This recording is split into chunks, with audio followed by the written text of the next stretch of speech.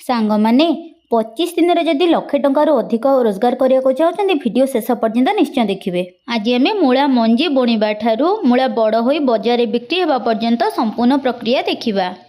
प्रथमे माटी को टोटर साहाय्य हल कर समतुल करंतु और सेथिरे किछि गोबर खत को मिसांतु। जमी पाग हो गले आंधी बनातु। मंजी जो जगह पक्का हम जो उच्चा है मझे पानी देवाई जो खाल अंश रही है आंधी कहुए। मार्केट रे अनेक प्रकार मूला मंजी मिलुची। भल किस्मर मूला मंजी आनी ताहाको सही उच्चा जगह उपरे बुणी दियंतु। ए कियारी रे हमर मासिकिया मूला मंजी ही बुणा होईची। मात्र 10 ରୁ 12 दिन भितर मंजी रु गजा होइकरी गछ छोट छोट साइज रो होई जिवो। एही समय रे जदि गछर को पानी रो दरकार थाए ताहले पानी देबे। एई देखो 15 ରୁ 20 दिन भितर गछ बढ़ी केउ साइज रो होई जाईची।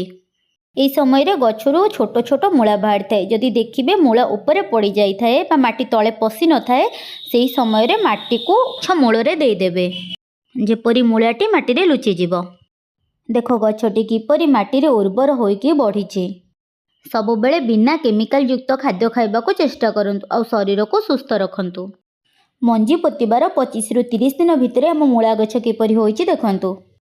एबे एहाको आमे ओपाड़ी करी मार्केट रे बिक्री करबा पाई नै परिबा। जदि आपण आउ टिके हृष्टपृष्ट मूला चाहूचंती ताहाले जमी रे आउ 5 ରୁ 7 दिन पर्यंत एहाको छाड़ी परिबे। जदि वीडियोटी भलो लागि थाए लाइक शेयर एंड सब्सक्राइब करबा को भूलिबेनी।